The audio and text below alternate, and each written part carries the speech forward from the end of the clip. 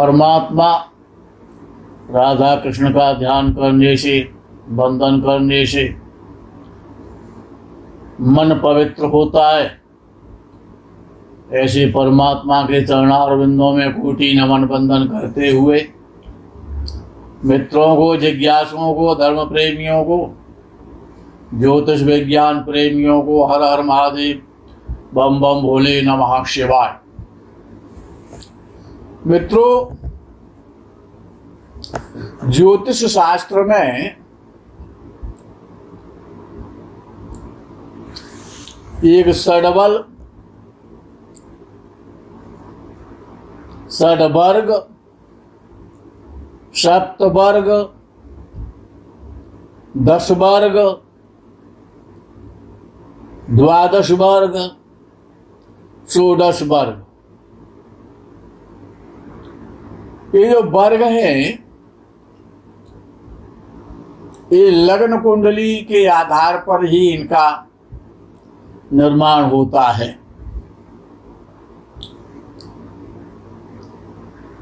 षडवर्ग में नववांश जो कुंडली है वो बहुत महत्वपूर्ण है,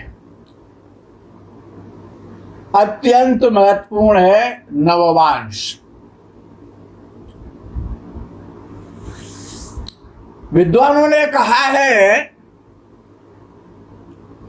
षडवर्ग कुंडली 6 वर्ष की अवस्था से अपना प्रारंभ करती है, अपना कार्य करना। जब जातक 6 वर्ष का हो जाता है तब षडवर्ग देखना चाहिए, और जब तक जातक 6 वर्ष का नहीं होता है तब तक षडबल बहुत महत्वपूर्ण है।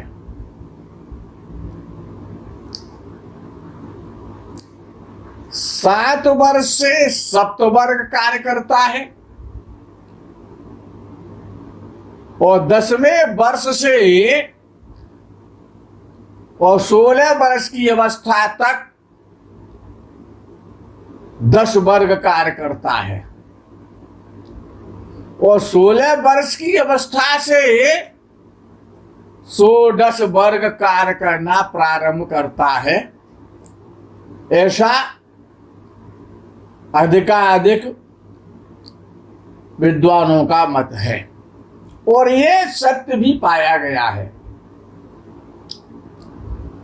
एक राशि में, अर्थात एक राशि 30 अंश की होती है, जिसे कि आप डिग्री कहते हैं। अंश को ही डिग्री कहा जाता है।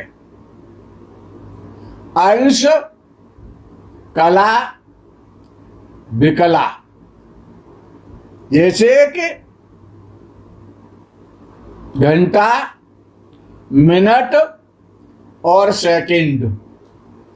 इसी प्रकार से ये जो राशियों की डिग्री है उसका जो विभाग होता है वो अंश, कला और विकला के आधार पर किया जाता है। कुंडलियां अनेकानेक हैं, लेकिन जितने भी वर्ग हैं, यानी कि वर्ग कुंडली, यानी वर्ग को कुंडली कह सकते हैं। 16 वर्ग यानी 16 प्रकार की कुंडलियां, 10 वर्ग 10 प्रकार की कुंडलियां, 12 वर्ग 12 प्रकार की कुंडलियां, सप्तवर्ग 7 प्रकार की कुंडली और षडवर्ग 6 प्रकार की कुंडली। षडबल 6 प्रकार का बल। लग्न कुंडली, चंद्र कुंडली और सूर्य कुंडली, इनको मिलाकर के कहा गया कि सुदर्शन कुंडली। इसी प्रकार से जब हम एक राशि के 12 राशियां हैं, 12 राशियों के जो अंश हैं, इधर को मल्टीप्लाई कर दिया जाए तो 360 अंश होते हैं। 360 अंश माने जाते हैं। एक राशि के जब 9 पार्ट कर दिए जाते हैं, 30 को जब 9 में 9 से डिवाइड करेंगे तो एक नवांश 9वां भाग, तो 3 अंश 20 कला का हो जाएगा। कुछ लोग लिखने लगे हैं, भाषा में प्रयोग करने लगे हैं, जबकि वो अशुद्ध है कि हमारा ग्रह इतने अंश और इतने मिनट पर है। ऐसा प्रायः कमेंटमेंट के माध्यम से हमने पढ़ा। ये लैंग्वेज, ये जो भाषा है, ये ज्योतिष शास्त्र की नहीं है। सही भाषा का उपयोग अंश कला और विकला के आधार पर करना चाहिए। तो एक जो नवांश है वो 3 अंश और 20 कला का होता है, यानी एक राशि में 9 नवांश होते हैं।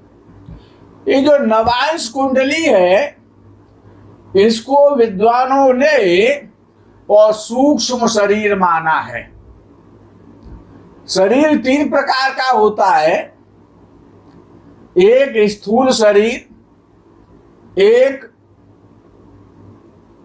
कारण शरीर और एक सूक्ष्म शरीर। ये विषय अलग है, इस विषय पर यही विराम करते हैं, तो ये वेदांत का विषय है। तो नवांश कुंडली बहुत महत्वपूर्ण है, वो सूक्ष्म शरीर है, बाह्य शरीर नहीं है, वो आंतरिक शरीर है। सूक्ष्म शरीर, आंतरिक शरीर। नवांश कुंडली बहुत महत्वपूर्ण है। नवांश कुंडली में जो नवांशेष लग्न होता है, जो भी लग्न बनता है, जैसे लग्न कुंडली में लग्न होता है, चंद्र कुंडली में जहां चंद्र बैठता है वो चंद्र कुंडली का लग्न होता है। सूर्य कुंडली में जहां सूर्य बैठा हुआ होता है वो सूर्य लगन कहलाता है।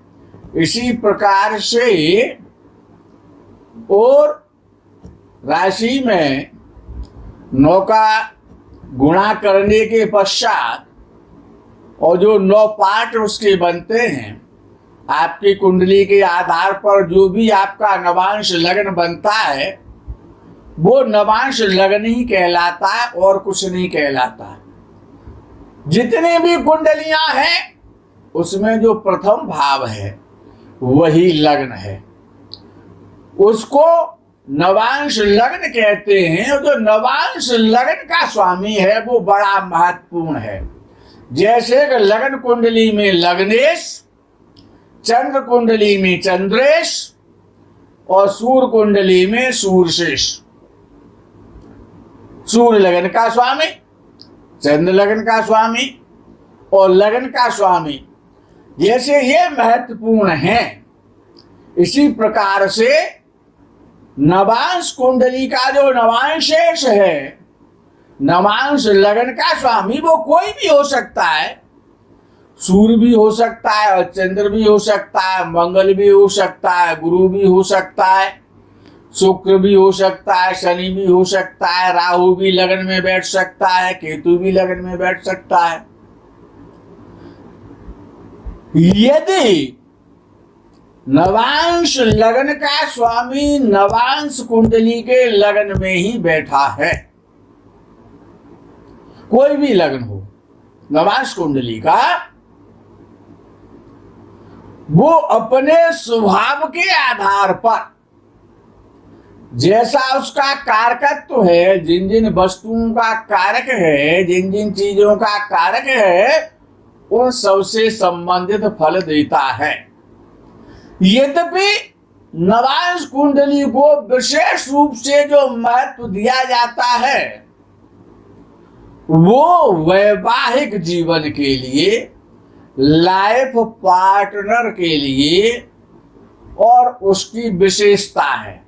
वो विशेष कुंडली है जीवन का लाइफ पार्टनर देखने के लिए, पति की कुंडली में पत्नी को देखने के लिए, और किसी कन्या विशेष की कुंडली में और पति का निरीक्षण करने के लिए कि पति को यदि किसी पुरुष विशेष की कुंडली है तो उसको पत्नी कैसी मिलने वाली है, या किसी कन्या की कुंडली है तो उसको पति कैसा प्राप्त होने वाला है, क्या स्थिति रहेगी, जीवन साथी अच्छा मिलेगा, बुरा मिलेगा, मध्यम दर्जे का मिलेगा, उच्च कोटि का मिलेगा, या बहुत बदतमीज मिलेगा, ये सारा जो फलादेश है ये आप नवांश कुंडली के माध्यम से कर सकते हैं। इसके अतिरिक्त जो ग्रह जन्म कुंडली में, जो हमारी लग्न कुंडली है जिसको हम जन्म कुंडली कहते हैं, उसमें यदि कोई ग्रह मिथुन राशि में है, जैसे कि बुध है अगर मिथुन राशि में है, और वही बुध यदि नवांश कुंडली में मिथुन राशि का रहता है, नवांश कुंडली में भी वो मिथुन राशि में जाकर के बैठ जाता है, तो वो वर्गोत्तम नवांश में कहलाता है। यदि कुंभ राशि का शनि लग्न कुंडली में कुंभ राशि का है और वही शनि यदि कुंभ राशि का होकर के नवांश कुंडली में भी बैठता है तो वो शनि वर्गोत्तम नवांश में कहलाता है। यदि कोई ग्रह नवांश लग्न कुंडली में उच्च राशि का है, वैसा भी ग्रह उच्च राशि का हो सकता है, और यदि वो नवांश कुंडली में और नीच राशि का हो जाता है तो अपना 50% फल खो देता है, उस पर 50% उच्चता बचती है यदि नवांश कुंडली में वो ग्रह नीच का हो गया है। तो यदि कोई ग्रह उच्च राशि का है जन्म कुंडली में, वो ग्रह नवांश कुंडली में भी उसी राशि में जाकर के यदि रहता है, उच्च राशि में ही रहता है, तो वो परमोच्च का फल देता है, 101% फल देने लग जाता है। यदि कोई ग्रह नवांश कुंडली में लग्न कुंडली में और मित्र राशि में बैठा है और वो ग्रह नवांश कुंडली में शत्रु राशि का हो जाता है तो वो शत्रुवत फल करता है। यदि कोई ग्रह लग्न कुंडली में शत्रु राशि में बैठा हुआ है और वही ग्रह नवांश कुंडली में मित्र राशि में जाकर के बैठ जाता है तो वो सम फल करता है, न वो अच्छा फल करता है न वो बुरा फल करता है। अब विषय आता है कि नवांश कुंडली कितनी महत्वपूर्ण है। नवांश कुंडली का स्वामी यदि नवांश लग्न मिथुन है, कन्या है, धनु है, मीन है, कर्क है, तो यदि नवांश कुंडली का स्वामी, नवांश कुंडली का नवांश शेष यदि लग्न में बैठा हुआ है, स्वराशि में बैठा हुआ है, तो जीवन साथी बहुत अच्छा मिलता है। यदि नवांश कुंडली का स्वामी तीसरे भाव में बैठता है, चतुर्थ भाव में बैठता है, पंचम भाव में बैठता है, भाग्य भाव में बैठता है, या एकादश या दशम भाव में बैठता है, बहुत अच्छा फल देता है। यदि नवांश कुंडली का नवांशेष यानी नवांश लग्न का स्वामी कोई भी ग्रह है, यदि वो छठ में, षष्ठ भाव में या अष्टम भाव में लग्न नवांश लग्नेश यदि छठ में या आठवें भाव में बैठ जाता है तो दो पत्नी का या दो पति का योग बना देता है। छठ में या आठवें भाव में नहीं होना चाहिए नवांशेष। यदि नवांश लग्न का स्वामी यदि भाग्य स्थान में बैठता है तो पत्नी अत्यधिक भाग्यशाली मिलती है। विवाह के पश्चात और जातक का भाग्योदय होता है। इस सिद्धांत के अतिरिक्त तो एक सिद्धांत और भी है कि आपका लग्न कुंडली में यदि कोई भी ग्रह न स्वराशि में है, न मित्र राशि में है या सम राशि में बैठा हुआ है, यदि लग्न कुंडली में कोई भी ग्रह जैसे सूर्य सिंह राशि में बैठ जाता है या बुध कन्या राशि या मिथुन राशि में बैठ जाता है या बृहस्पति धनु या मीन राशि में बैठ जाता है, शनि मकर या कुंभ राशि में बैठ जाता है, तब भी वो अपनी यानी कि वो स्वनवांश में ग्रह कहलाता, अपने नवांश में कहलाता है। जब ग्रह नवांश कुंडली में अपनी राशि में बैठता है तो वो ग्रह स्वनवांश में बैठता है और वो स्वराशि का फल करता है। स्वराशि का जो ग्रह होता है, जैसे कि लग्न कुंडली में आपको बताया गया है कि वो 50% फल करता है, 1/2 फल उसका जो भी मिलेगा वो शुभ फल मिलेगा। तो यदि कोई ग्रह नवांश कुंडली में यदि उच्च राशि का बैठा हुआ है तो वो बहुत अच्छा और उच्च का फल करेगा। यदि कोई ग्रह नवांश कुंडली में वर्गोत्तम नवांश का हो गया है तो वो बहुत अच्छा श्रेष्ठ उच्च कोटि का उत्तम फल करता है। कोई ग्रह नवांश कुंडली में नीच का हो गया है तो वो नीच का फल करेगा। यदि कोई ग्रह लग्न कुंडली में नीच राशि का है और वो ग्रह यदि नवांश कुंडली में भी यदि नीच राशि का ही रहता है तो वो वर्गोत्तम नवांश में नहीं माना जाएगा, वो परम नीच में माना जाएगा। वो ग्रह बहुत अत्यधिक खराब फल करेगा, आपको कष्ट देगा। यदि नवांश लगन का स्वामी यदि एकादश भाव में बैठता है, दशम भाव में बैठता है, बड़े बड़े अच्छे लोगों से, संभ्रांत लोगों से, श्रीमान लोगों से आपके संबंध कराएगा, आपको लाभान्वित कराएगा।